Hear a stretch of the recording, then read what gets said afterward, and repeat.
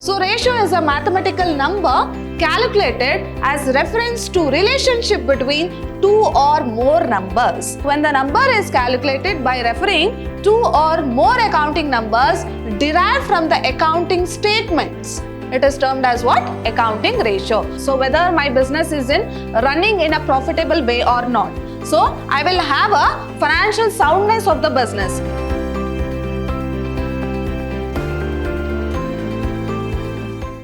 Hello everyone, I am Harshita, lecturer, Department of Commerce, Vidhyaashram PU College, the Temple of Excellence, Mysuru.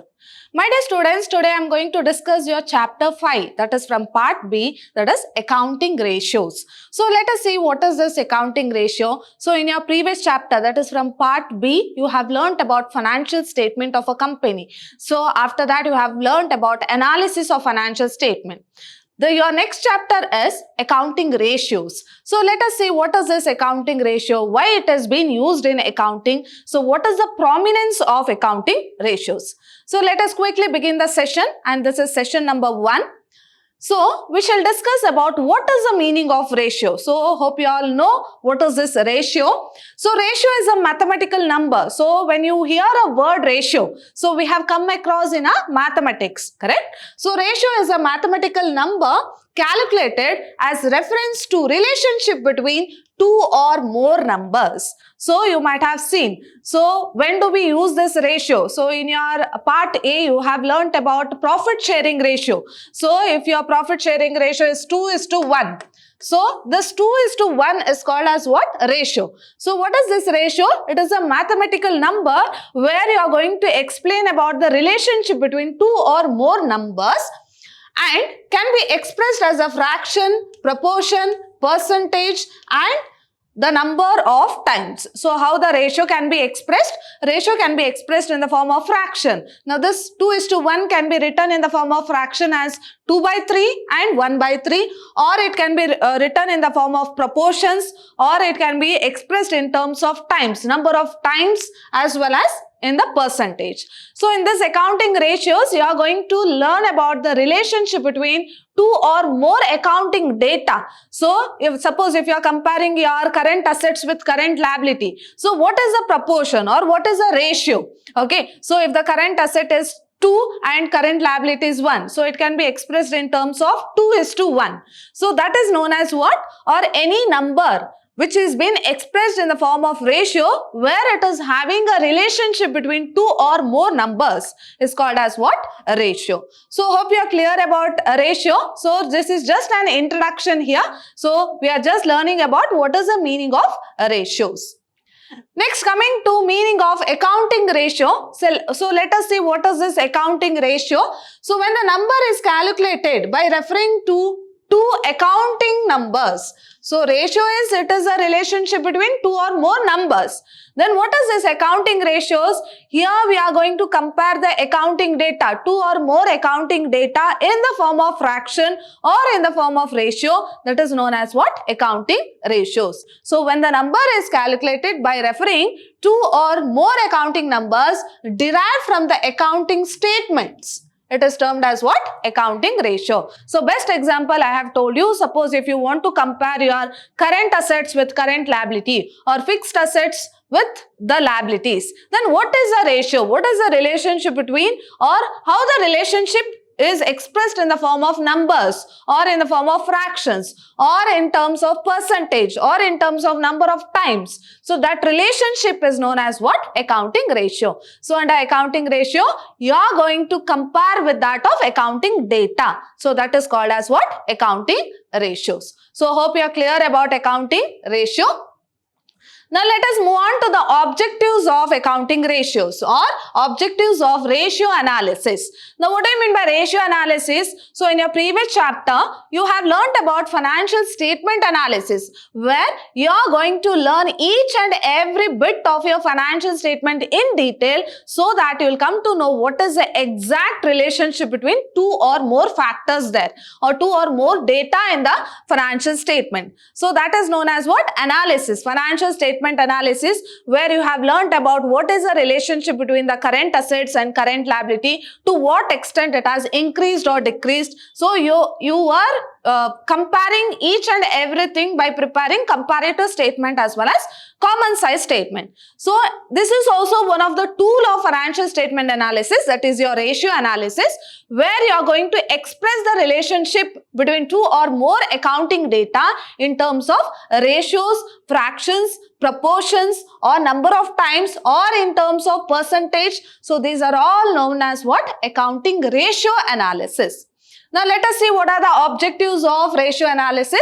So the first one is, suppose if you are going to compare each and every result, or it has been expressed in terms of fraction. So what is its objective? What is the main objective of ratio analysis? So the first one is to locate the weak spots of the business which need more attention. Of course, when we are going to learn, or when you are going to study each and every bit of the financial statement in detail, and even though it is expressed, or if it is expressed in terms of fractions, proportions, percentage, or due to number of times, or in the form of number of times, so it is very easy to spot the weak points of the business, and it helps us to overcome that. So it locates the weak points of the business which need more attention. Now suppose if the current asset is 2 and current liability is 1. So it can be expressed in terms of 2:1. So thereby we'll come to know our asset is more than our liability. So like that the relationship can be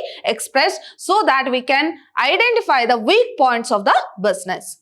Next one is to provide deeper analysis of the liquidity, solvency activity and profitability of the business. Of course, our main intention of ratio analysis, or if you are going to express, or if you are going to study your financial statement in detail, so thereby we'll come to know the solvency ratio of the business, liquidity ratio of the business, as well as your profitability ratio, where it can be measured in terms of ratios, or it can be measured in terms of percentage or number of times. So such type of relationship can be maintained. So provide deeper analysis. So thereby we can study in detail. So we'll know each and every bit of financial statements in detail. So based on your liquidity, solvency, as well as profitability of the business. Next one is to provide information for making cross-sectional analysis, that is for making comparison with that of some selected firms in the same industry. So suppose if you are going to learn, or if you are going to study a financial statement in detail, where it can be expressed in terms of ratios, proportions, or any other percentage, so that you can make what? Cross-sectional analysis, where your comparison can be done from one firm to another firm who is doing a similar type of business activity, so that you will know what is the exact financial position of your business and at what position your business stands in the open market. So such type of study can be made in detail through this ratio analysis, that is cross-sectional analysis.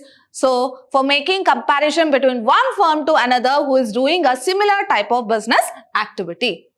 Now coming to the fourth one, to provide information for making time series analysis. Cross-sectional analysis, you are going to compare your firm with that of another firm who is doing a similar type of business activity, but under time series analysis for making comparison of a firm's present ratio with its past ratios. So you can compare. So what is the profitability? What is the profitability in the previous year? So it was 70%. In the current year, it is 75%. So by comparing your percentage itself, you will come to know. So your profitability is more in the current year compared to the last year. That is your previous year. So that is time series analysis, where the comparison can be made from time to time, from previous year to current year to the next year. So such type of activities can be done through ratio analysis. And the next one is to provide information useful for making estimates and preparing the plans for the future. So your forecasting can also be done. So based on current situations, based on current ratio analysis, you can predict your future. So you can make a proper plan. So what are the plan has to be made so that your business can be uplifted in the future. So what are the ideas you have to implement based on the current business position or the current financial position. So you are able to predict your future. Your future estimates can be done easily through this ratio analysis. So hope you are clear about objectives of ratio analysis. So your first objective was you will be able to specify or the point out weaker points or weaker spots of the business. So make necessary changes where you can improve your business activity. Next, to provide deeper analysis on liquidity, solvency as well as profitability of the business, and even cross-sectional analysis can also be done where your business firm can be compared with that of another who is doing a similar type of business activity. Other one is time series analysis where the comparison can be made from time to time. So from last year to current year to previous year. So such comparisons can be made. And the next one is for making estimates. So you can estimate your future profitability. So based on current situations, you can estimate your future profitability also. So these are the objectives of ratio analysis. Now coming to the next point, that is next topic, advantages or users of accounting ratios. So why this accounting ratios is been used in accounting? So let us see the advantages one by one here. So the first one is helpful in analysis of financial statement. Of course, I have told you ratio analysis is one of the tool of financial analysis where you are going to study your financial statement in detail. So what happens through ratio analysis? Helpful in analysis of financial statement. So when you are segregating your financial statement based upon their nature and type, and when it is measured in terms of ratio, so you will be able to study your financial statement in detail.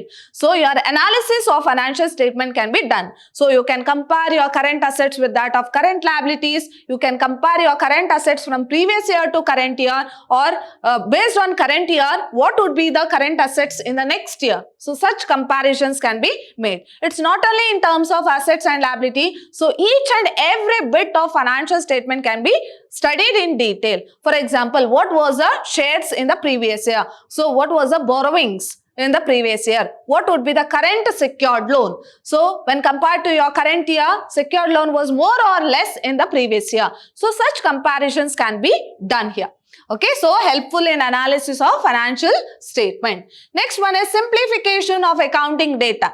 So your accounting results, which is presented at the end of the financial year, it contains whole year's transaction, whole financial year's transaction. So there will be bulk number of data which is present in your financial statements. So when you are going to analyze your financial statement where the ratio analysis is done in detail, so just you have to see whether it is, or just you have to compare in terms of percentage or number of times or in terms of proportion. So your simplification will be done very easily. So your financial statements, simplification of accounting data can be done very easily. You need not check each and every bit of financial statement in detail. So once the accounting analysis or the financial statement analysis is done, it may be in the form of common size statement, comparative statement, or through ratio analysis, or through your cash flow statement. So these are all tools of financial statement analysis.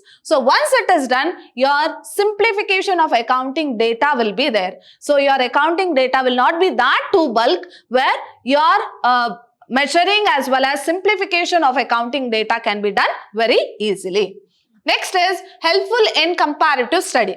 Of course, I have told you why all these analysis is done mainly in order to compare your accounting results from one year to another year, from one accounting firm to another accounting firm who is doing a similar type of business activity. Next is helpful in locating the weak spots of the business. So already discussed. So it is also one of the main objective of ratio analysis, where through ratio analysis you will come to know each and every bit of your financial statement in detail. Thereby we can also measure which is the weak points, so which is the strong points of the business. So where we have to give more importance. So what are the changes we have to make? So how the decisions has to be taken. So where we have to give more attention, where the improvement has to be done. So weak points can be measured very easily. So that would be your fourth point. Coming to your fifth one, helpful in forecasting. Of course, so when the ratio analysis is done, It helps us to predict the future. So normally planning is done for what? Based on the future activities. So planning is always discussed in advance. So planning means what? That is deciding in advance about your future activities. So this forecasting based on current year situations, based on current year profitability, based on current year assets and liability, we can predict the future. So what are the changes we have to make? So in order to make our business to be in a best position, so what are the activities, what are the measures we have to take so that our profitability will improve in the future? So better forecasting can also be done. Next is estimate about the trends of the business. So trends means what? So where our profitability actually stands. So whether it is low or whether it is high, whether it is improving or whether it is decreasing, gradually decreasing or gradually increasing. So your trends can also be measured. So that is also called as trend analysis, where you are going to see the trends of the business. See the flow of your profitability of the business. So whether it is going up or down. So that also can be measured through ratio analysis.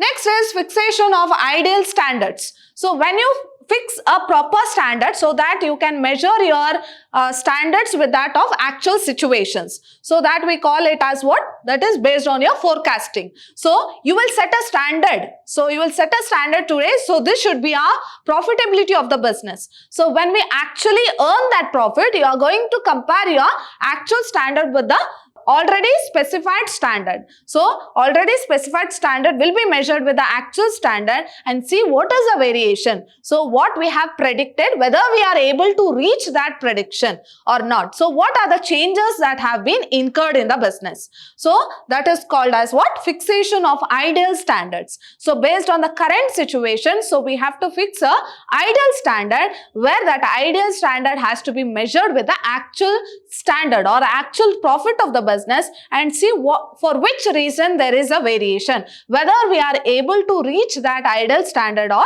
not. So that is about your fixation of ideal standards. Next is effective control. So when each and every bit of financial statement is discussed in detail or studied in detail, or it is measured in terms of your ratios or in the proportion or in terms of percentage, so we'll have a proper control, because each and every bit we will have a proper control. We know about each and every bit of the financial statement, so thereby there will be a proper control in the business. That is effective control. Next, study of financial soundness.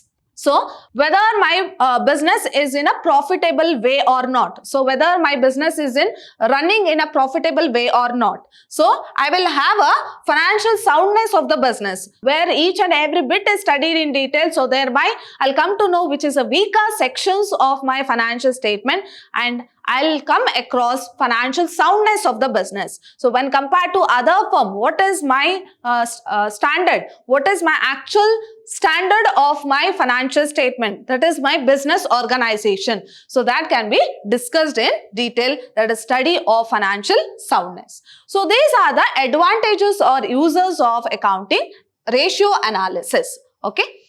Next is limitations of accounting ratios. So the first one is false accounting data gives false ratios. Of course, so this financial statement analysis can be done only after preparation of financial statement.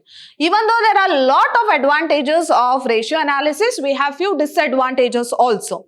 Okay, so ratio analysis can be done only after the preparation of financial statement. So ratio analysis is one of the tool of financial statement analysis. So what are the limitations? So if a financial statement, if my financial statement which is been drafted, it is not proper, then also it affects the financial statement analysis also. So if my financial statement is wrong, whatever the study which I make on that financial statement, everything goes wrong.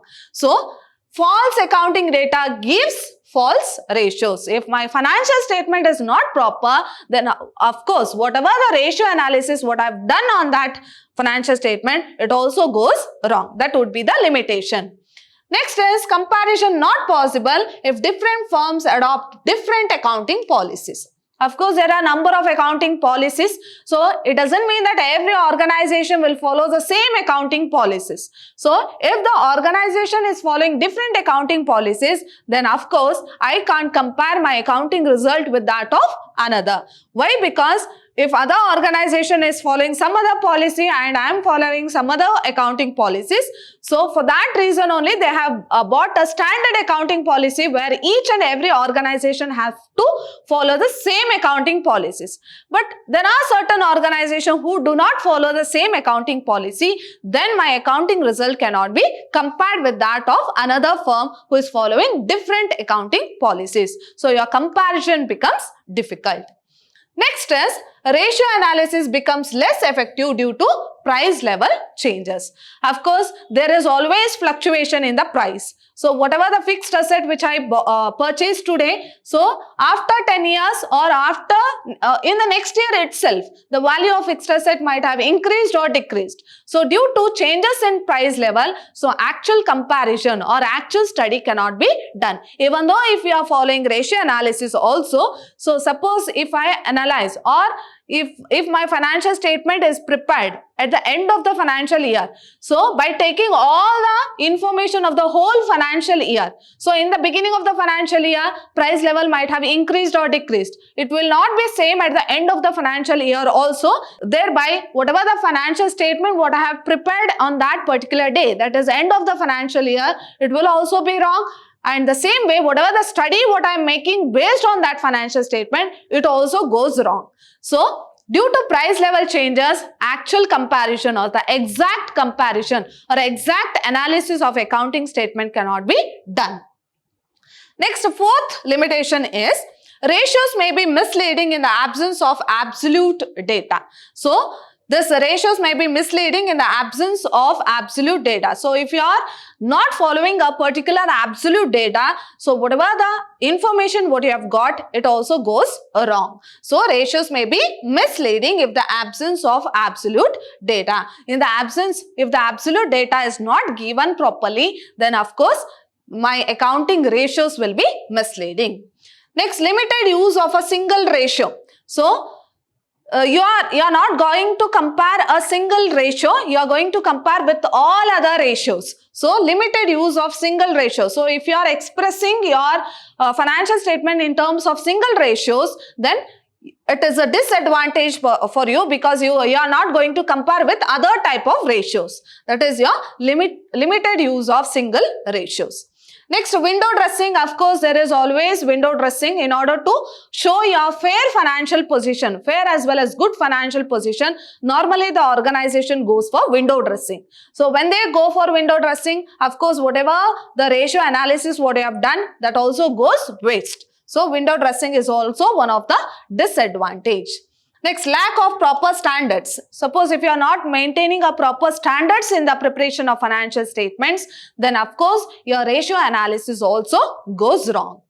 Ignore qualitative factors. Of course, we are going to record each and every transactions in the business, that is in the financial statement, which is measured in terms of monetary terms, that is quantitative nature. But there are certain information which is qualitative and it is very important in the business.